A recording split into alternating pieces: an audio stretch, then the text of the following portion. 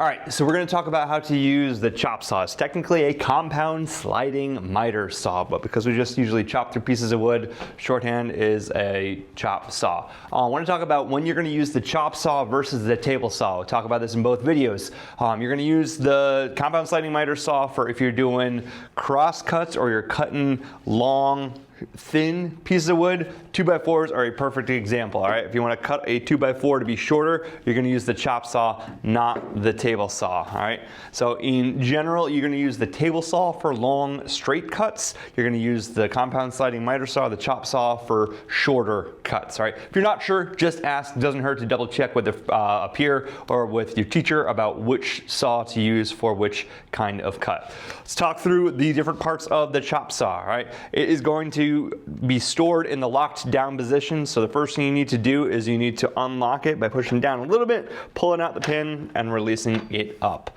On the handle there is a trigger and there is a trigger guard. You need to slide the trigger guard closed before you're able to pull the trigger. That is a safety feature. The blade is going to be behind this blade guard. You should never have to touch the blade guard to adjust anything. It automatically moves as you need to and will open up just enough to let your material cut through. The back of the chop saw is the fence where you can take your piece of material and rest it up to ensure that your cuts are perfectly perpendicular. The neat thing about the compound sliding miter saw is that you can do angle cuts. Most of the time you won't have to, but if you need to, you can do angled cuts two different ways. You can push the button and change your angle on the base this way, or you can release or loosen the knob in the back and you can change the angle this way, okay? You probably won't have to do this for any of your cuts, but if you do need to, or if you're trying to figure out how to get an angled cut, those are two different ways you can do it. Again, you can ask for help if you're not sure how to do it or how to get it set up. If you have a piece of material that is unwieldy or you otherwise want to make sure it is safely secured, you can clamp it to your workbench. We have clamps here. There are also clamps that are part of the saw, but your best bet is to get a clamp that you're familiar with. Clamp it to your saw like that so that it's not going to move. You're also going to want to always hold the material securely. One time when you won't want to do that is if your material is such that you got to get your hand too close to the blade for comfort. 6 inches is usually a safe bet. Don't get your hand any closer than 6 inches to the blade, just so it stays out of the way and you stay safe. You can clamp your material down so it doesn't go anywhere when you are making your cut.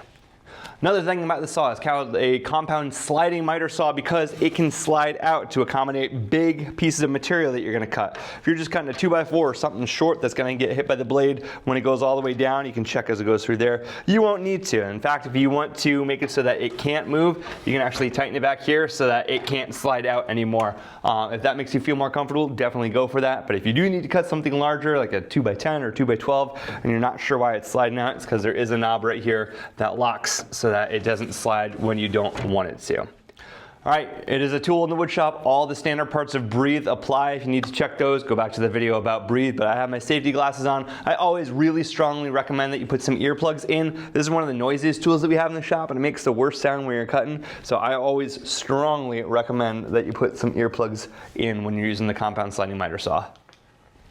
All right, let's talk about how to do a cut. I've marked where I want my cut to go, so I'm going to line up my material on the saw, bring the saw blade down without touching that trigger to make sure that it is lined up where I need to. It looks good there. I'm going to clamp it just to make sure it's secure. And I'm going to use my other hand just to give it a little extra support while we go.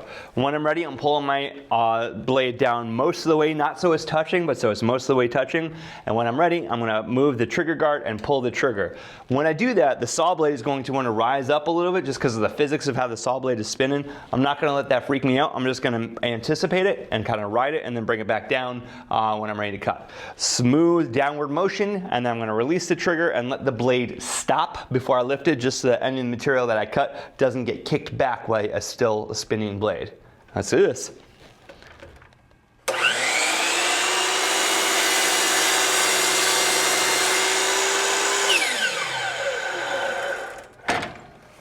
All right, right there, I got a nice, clean, perfectly 90-degree cut. If I need to set it to a specific angle, I can do that as well. For cleanup, pretty straightforward. Just get rid of all your material, and then you're gonna take care of the waste. You're gonna use the vacuum to vacuum off the tool, and when you're done, you bring it all the way down and use that lock pin to lock it all the way down so that the blade is safe, the blade is secured, and if it accidentally gets kicked or turned on, it is all the way down, so it's nice and safe. All right, that is the chop saw. Let us know what questions you have. Otherwise, happy cutting. Remember to be safe.